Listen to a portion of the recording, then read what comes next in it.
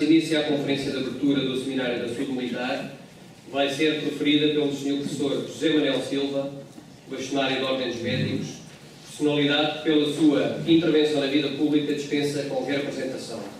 Sr. Professor, aguardamos com muito interesse e expectativa as suas palavras. Bom dia a todos. Na pessoa do Sr. Coronel Pereira Caração, Presidente do Conselho Nacional da Associação dos Oficiais das Forças Armadas, cumprimento e saúdo todos os presentes e agradeço o honroso convite que me foi feito para falar sobre uma questão que me é naturalmente muito querida, mas que é de particular relevância para todos nós, são as questões da saúde.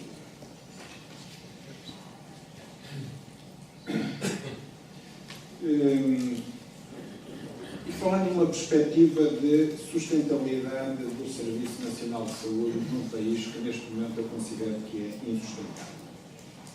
E gostava de começar por chamar a atenção para uma questão global, que de facto nós temos que rever a nossa filosofia como seres ocupantes desta terra, porque também, dentro de poucos anos, ela pode ser insustentável ou desencadear catástrofes que permitam recuperar um equilíbrio que está a perder. E a Terra não suporta, neste momento, o nosso estilo de vida. Bom, o que é que aconteceu em Portugal nos últimos 35 anos de Serviço Nacional de Saúde? Não foi, obviamente, só por questões de melhoria dos cuidados de saúde, tem essencialmente a ver com a melhoria das condições sociais, mas houve uma diferença extraordinária desde 1973 até 2012, no aumento da esperança de vida à nascença, no aumento da esperança de vida aos 65 anos, na redução em 10 vezes, mais 10 vezes da taxa de mortalidade infantil, da taxa de mortalidade materna, uma redução da taxa de mortalidade e uma redução dos casos de doenças infecciosas. Portanto, mudamos completamente o nosso panorama. Ainda há pouco tempo apresentei este slide no Brasil e os nossos colegas concluíram que estão agora como Portugal estava há 40 anos, em termos de indicadores sanitários, apesar de nós termos os PIGs e eles serem os BRICs. A verdade é que na saúde nós temos percorrido um caminho de sucesso. O Serviço Nacional de Saúde tem proporcionado uma resposta razoável às necessidades da população. Em 2013 foram efetuados cerca de 50 milhões de atos médicos no Serviço Nacional de Saúde. Nós estamos entre os países com a maior esperança de vida à nascença e entre aqueles que mais progrediram nos anos mais recentes no aumento da esperança de vida. Estamos muito bem colocados, muito acima da média dos países da OCDE. E conseguimos fazer mais com menos, melhor com menos, porque se analisarmos a esperança de vida à nascença na relação com o PIB per capita, nós estamos, enfim, está fraco, não sei se haverá aí outro ponteiro, não se vê a projeção. Eu carrego bastante. E se lembra-me quando eu era policlínico e fui ajudar um colega cirurgião a fazer uma apendicectomia e ele disse, não largues. Eu não larguei, mas fiquei com o apêndice na mão porque ele rebentou. Há bons anos. E de facto Portugal está ali assim, acima daquilo que é a curva da esperança de vida em relação ao PIB per capita. Está ao nível da Alemanha, com a mesma esperança de vida, apesar de ter cerca de metade do PIB per capita. Na taxa de mortalidade infantil, estamos no lado esquerdo do gráfico. É difícil fazer melhor com os meios de que dispomos. Fazemos melhor que a Alemanha, que a Holanda, que o Reino Unido, melhor que a média da OCDE, e, enfim, que o Brasil, de facto, muito aquém dos nossos números. Costuma dizer-se que no Serviço Nacional de Saúde há camas a mais e é preciso fechar camas. Repare-se que nós temos em camas por 1000 habitantes 3,4.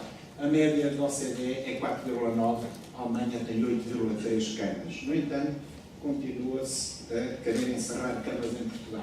Não temos um tempo de internamento muito prolongado, o que significa, pelo contrário, 5,9 dias, um tempo de internamento abaixo da média da OCDE, abaixo do Reino Unido, abaixo da Alemanha, ou seja, temos bons profissionais e uma boa capacidade de resposta às necessidades dos doentes. No entanto, temos falta de camas hospitalares, continuam-se a encerrar camas, e esse é um dos fatores que contribui, por exemplo, para o risco de infecções hospitalares. As camas já não se respeita a distância entre as camas pela necessidade de manter os doentes num espaço menor.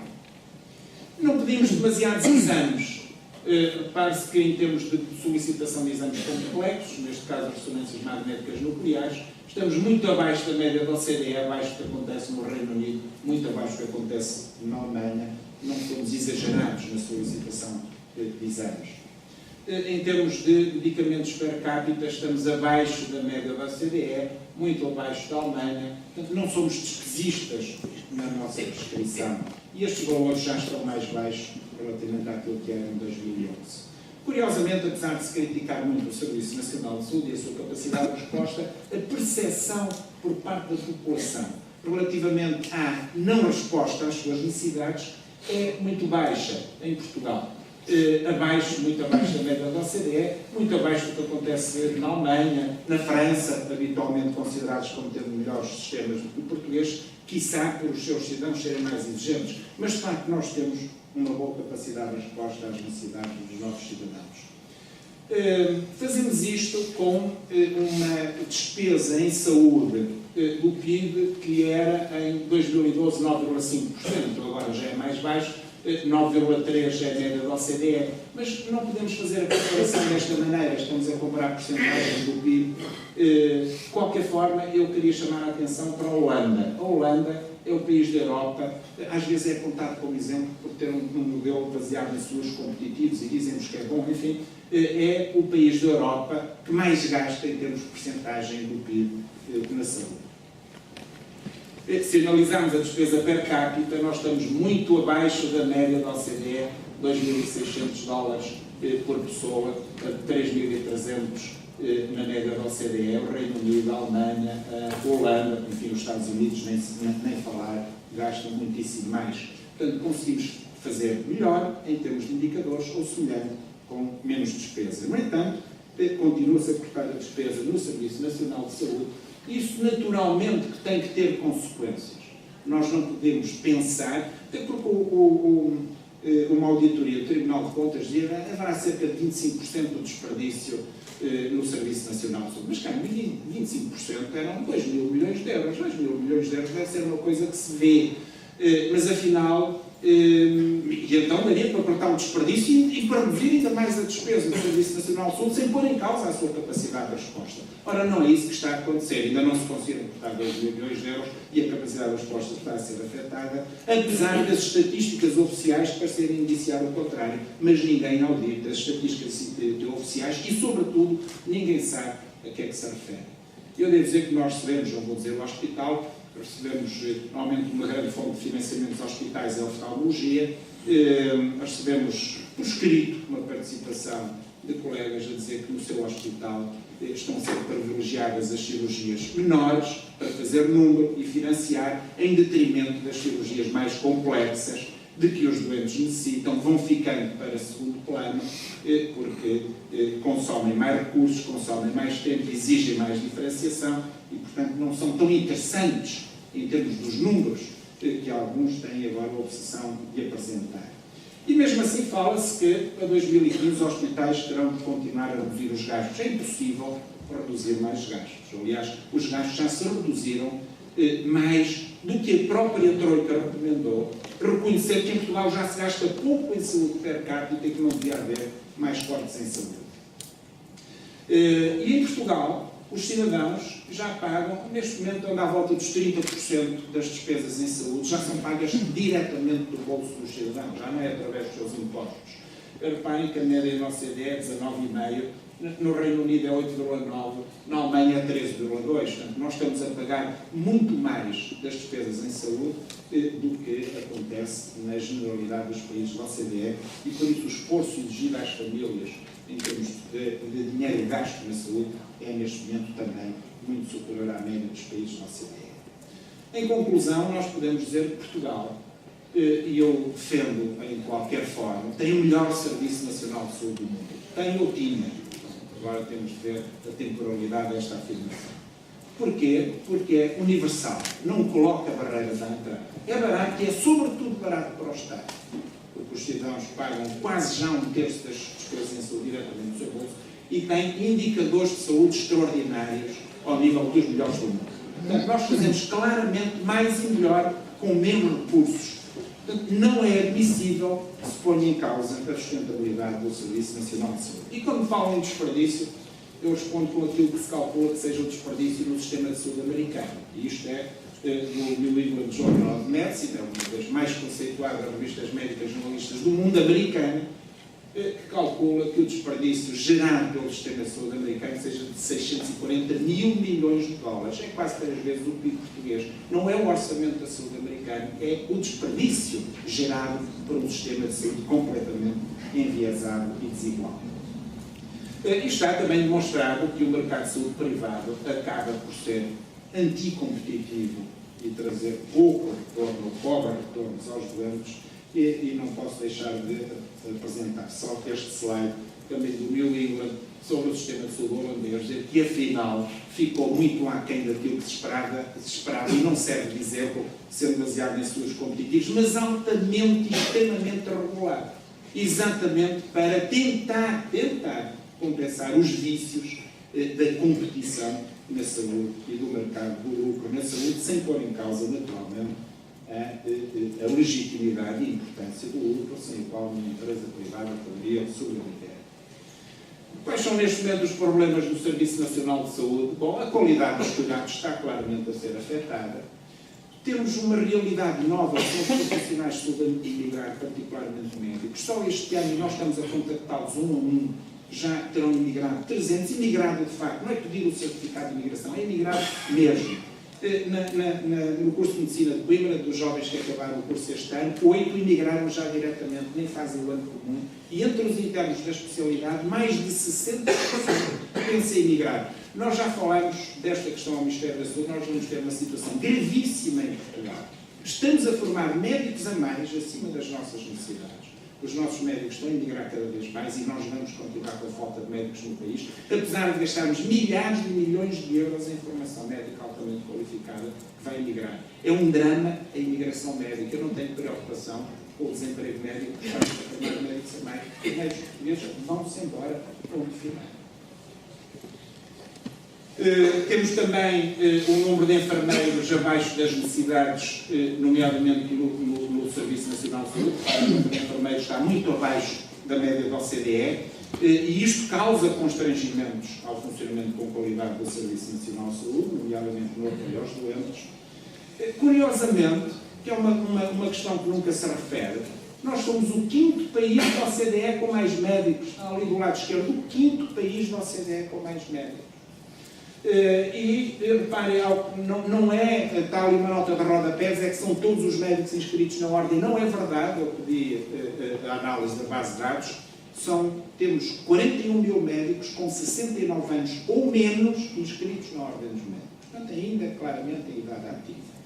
Portanto, somos o 5º país da OCDE com mais médicos e, no entanto, a população continua a ter a percepção que há falta de médicos e continua, de alguma forma, a ser vendida a ideia de que há falta de médicos. Nós sofremos o problema da exportação de médicos, de reformas antecipadas e da saída do setor público para o setor privado. Eu também já tive a oportunidade de dizer ao Sr. Ministro, quando ele se queixa de falta de médicos no Serviço Nacional de Saúde, que ele está a remunerar os médicos melhor no setor privado do que no setor público. Naturalmente os médicos deslocam-se, mas gerando mais despesa para o setor público do que se contratasse os médicos, de facto, no Serviço Nacional de Saúde, com um rendimento minimamente compensador da complexidade, da exigência e do risco da profissão médica. Os nossos doentes nem sequer são muito exigentes, consultam o médico cerca de 4 vezes por ano, abaixo também da média dos países da OCDE. No entanto, nós temos esta realidade. No Algarve faltam 800 profissionais de saúde. Nós pedimos um estudo à Universidade de Coimbra que concluiu que iríamos formar 9 mil médicos a mais até 2025, porque estamos a formar médicos acima das necessidades do nosso país. Se nós formássemos estes 9 mil médicos para exportação, como especialistas, eram cerca de 4 mil milhões de euros aplicados em formação médica para depois eles emigrarem a custo zero. É evidente que pode-se dizer, bom, mas isso é uma realidade que neste momento é generalizada a todas as profissões, é verdade, mas estamos a formar técnicos dos mais qualificados, daqueles que têm uma formação mais duradoura e mais cara, que fazem falta ao país, para eles emigrarem, alguma coisa está errada e tem que ser dirimida esta questão. Porque os nossos não são só os médicos, com isso os nossos profissionais são reconhecidos nos países ditos mais desenvolvidos na Europa pela sua qualidade, pela sua versatilidade, pela sua capacidade de adaptação de falar línguas. Nós temos competências que são quase únicas na Europa. E temos uma péssima distribuição de médicos, obviamente prejudicando o interior do país, mas também não tínhamos dúvidas nenhumas que neste momento, pelas condições atuais, se obrigarem os médicos a emigrar para o interior do país, a não ser que eles sejam no interior do país, eles vão emigrar para a Europa. É preciso criar medidas de discriminação positiva para os médicos e outros profissionais se fixarem no interior do país, e não se entende como é que há esta política de desertificação do interior do país, como se Portugal não fosse tão igual. E depois temos os médicos, neste momento, submetidos a um esforço exagerado e a sofrer acidentes por causa disto. Isto tem a ver com um cancro do nosso atual sistema de saúde, que são as empresas fornecedoras de mão de obra médica. Esta colega interna estava a fazer um serviço de 16 horas, mais uma vez, como acontece com muita frequência, o médico contratado através da empresa faltou, também porque são pagos, enfim, por valores baixíssimos, às vezes nem sequer lhes apetece deslocar-se e não vão. E a legislação não penaliza estas situações. A colega pediram, pressionaram, porque é uma interna, para ela completar o turno da meia-noite às 8 da manhã. Tinha compromissos no dia seguinte, deslocou-se da Covilhã para a Figueira, teve um acidente grave e acabou numa unidade de cuidados intensivos, que não sabia. Portanto, nós temos de estar neste momento numa situação muito complexa na saúde em Portugal. Por isso, quando nos perguntam que estamos dispostos a abdicar, nós respondemos, nós não estamos dispostos a abdicar de nada. Sobretudo, não estamos dispostos a abdicar da qualidade. É evidente que, porque temos razão, temos desafiado repetidamente o Ministro para debates, coisa que não foge dos debates, só aceita debates controlados. Debates em ambiente favorável. Aliás, uma das últimas polémicas foi a questão da falta de válvulas de próteses valvulares aórticas no Hospital de Santa Cruz, que até IGAS quis dizer que a Ordem dos Médicos não tinha razão. Nós tínhamos razão, fizemos o nosso relatório, apresentámos as nossas provas e requeremos a abertura do processo de inquérito, porque, de facto, nós temos razão quando fazemos as nossas afirmações, e só fazemos afirmações quando sabemos que temos razão. Isto é cidadania, que falta muito em Portugal. Temos apresentado propostas. Se nós, neste momento, temos médicos de família em Portugal suficientes para todos os cidadãos portugueses. Temos médicos de família a emigrar. Temos centenas de médicos de família reformados antecipadamente, por causa das condições económicas do país, mas que poderiam ser contratados. Portanto, se o Ministério quisesse, neste momento, todos os cidadãos portugueses tinham médico de família e não era preciso estarmos a contratar no estrangeiro, por valores mais elevados, médicos sem a especialidade de medicina geral e familiar. E, de facto, há aqui uma intenção de silenciar o efeito da carícia na saúde. Enfim, isto são títulos de jornais, estão fotografias das nossas urgências, cheias de marcas nos corredores, exatamente doentes à espera de vagas no internamento para serem internados. Há doentes que ficam 1, 2, 3 dias numa maca numa urgência, porque não há câmeras. Obviamente que isto coloca problemas graves para os doentes e problemas graves na transmissão de infecções.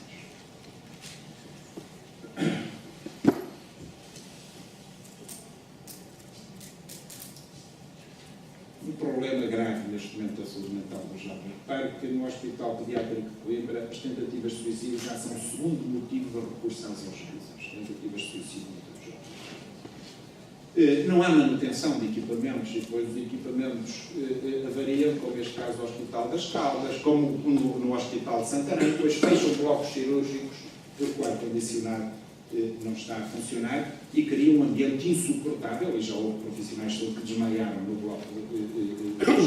bloco cirúrgico, porque cria condições de temperatura e umidade insuportáveis e condições propícias à proliferação também bacteriana e naturalmente iniciais já dentro. Por isso a qualidade está em risco.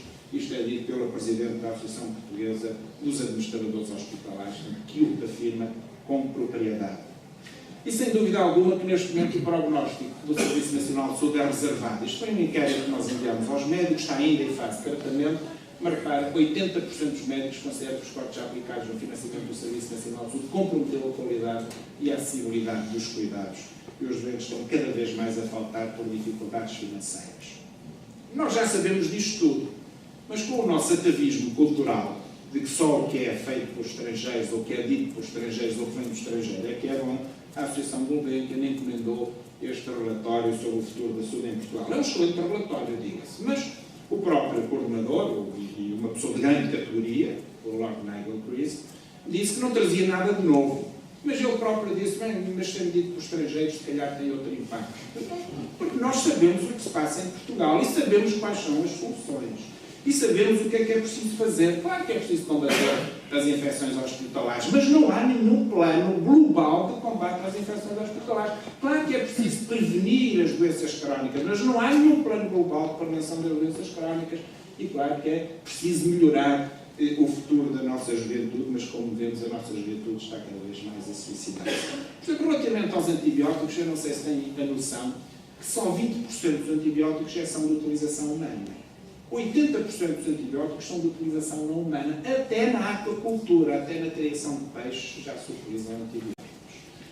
Porque, obviamente, para criar porcos desta maneira e outros tipos de animais, para eles não desenvolverem infecções, é preciso tratá-los com antibióticos que chegam na cadeia alimentar ao ser humano e, naturalmente, contribuem para as infecções, para o crescimento de bactérias hospitalares, bactérias multiresistentes. Os antibióticos foram responsáveis por aumento de 2 a 10 anos na esperança de vida e nós podemos estar a perder esta batalha por causa da utilização desregrada dos antibióticos. E não sabemos como é que é feita, eu já desafiei a que fosse feita uma auditoria ao modo como é feita a higienização e a limpeza dos hospitais. É a forma mais eficaz e mais barata de combate às infecções hospitalares. Mas como é que é feita em Portugal? Ninguém sabe. Agora, naturalmente, esta inspeção da ASAI deixou-nos ainda mais preocupados com esta questão. E é possível prevenir, mas é preciso que se queira instituir verdadeiras medidas de prevenção.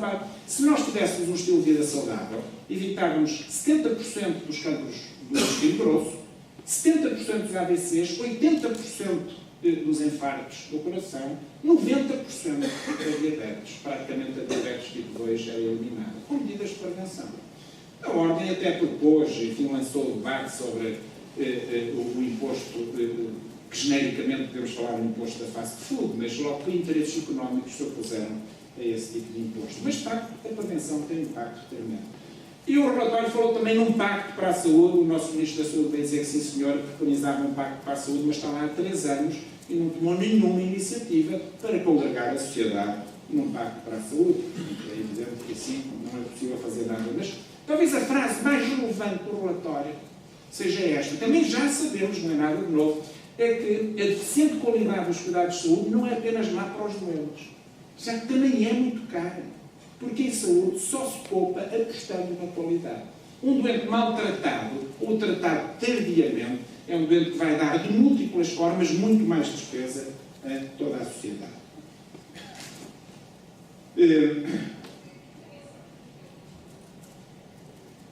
Por isso, eu costumo mais uma vez dizer que o Serviço Nacional de Saúde português é sustentável. O que não é sustentável é a forma como Portugal tem sido governado por múltiplos governos. E não é sustentável. Neste momento, Portugal é um país insustentável. É um país insustentável por causa da redução brutal da taxa de natalidade. Não temos jovens e os nossos jovens qualificados estão a emigrar. Portanto, nós somos um país a envelhecer rapidamente e por cada um que emigra, os que cá ficam com uma porcentagem da dívida pública maior para pagar, que é impossível de pagar. Portanto, não temos sustentabilidade demográfica, por isso este país não é para filhos. Não temos, um pequeno país só se pode afirmar pela inovação, pela investigação, pela criação de patentes. Mas repara, a nossa investigação estão a ser cortados os financiamentos, portanto, está-se a comprometer o futuro do país pela investigação. Isto é um bom exemplo. Este engenheiro que a Fundação para a Ciência e Tecnologia cortou-lhe o financiamento, disse que o centro dele não tinha grande interesse, e o correspondente luxemburguês deu-lhe 5 milhões para ele ir investigar para o Luxemburgo. Especialista em cibersegurança. O PIB per capita aumentou, o PIB per capita aumentou nos últimos anos, mas tem diminuído. Portanto, nós não vamos conseguir, com o PIB a diminuir, a nossa dívida pública está aumentando. Portanto, é matematicamente impossível pagarmos a nossa dívida pública, e quanto mais tarde forem tomadas medidas, pior e mais traumático será. Vamos precisar de um perdão de dívida, de um reescalonamento do pagamento da dívida. Matematicamente impossível. Matematicamente é impossível pagarmos a nossa dívida. Não foi feita a reforma do Estado, apresentada pomposamente há um ano, porque a reforma do Estado afeta os interesses instalados. Sem uma reforma do Estado, Portugal não tem futuro e nada foi feito a este nível. Enfim, sofremos do problema da corrupção. Achei piada esta notícia: o BPI foi multado nos Estados Unidos por violação dos mecanismos contra a lavagem de dinheiro. Cá em Portugal parece que não há lavagem de dinheiro, que ninguém é multado. Há uma série de medidas que podem e devem ser tomadas como medidas alternativas. Não nos venham depois a querer cortar no Serviço Nacional de Saúde para compensar, o que não é feito por outros níveis. Mas também, por mais que cortem no Serviço Nacional de Saúde, quem vai sofrer são os cidadãos, e o país continuará a ser insustentável, porque o problema de base, que é o modelo de governação do país, não foi resolvido. E não há responsabilidade nem responsabilização. Não é possível tolerar esta situação insólita, uma escola que recebeu obras de beneficiação de 100 mil euros, funcionou uma semana, fechou para férias e já não abre, e as crianças vão ser deslocadas para o outro lado, uma escola não. Mas investiram-se lá mais de 100 mil euros para fechar a escola uma semana depois. Isto é inacreditável. Não é possível o que está a acontecer. Em qualquer país da Europa já não teríamos ministro da Saúde. Desculpem, não teríamos ministro da Educação, isto foi um ato falhado. Já não teríamos ministro da Educação, mas seria ele próprio a assumir a responsabilidade. Nós não temos valores. Eu li ali, gostei de ver na Associação das Forças Armadas, os valores sempre. Nós não somos um país neste momento sem valores. As pessoas não assumem a responsabilidade nem as consequências dos seus atos. Isto é absolutamente intolerável. Não teríamos ministra da Justiça. Mas em Portugal ninguém é responsabilizado por rigorosamente nada. Portanto, o exemplo que vem de cima, do topo da pirâmide, é que façam-se as asneiras que se fizerem, nada acontece e tudo continua. E assim o país não terá, de facto, sustentabilidade. É evidente que neste momento nós já não temos solução em Portugal. Precisamos da Europa, precisamos de uma solução europeia, mas temos condições para impor essa solução europeia. Precisamos, sobretudo, de mais cidadania.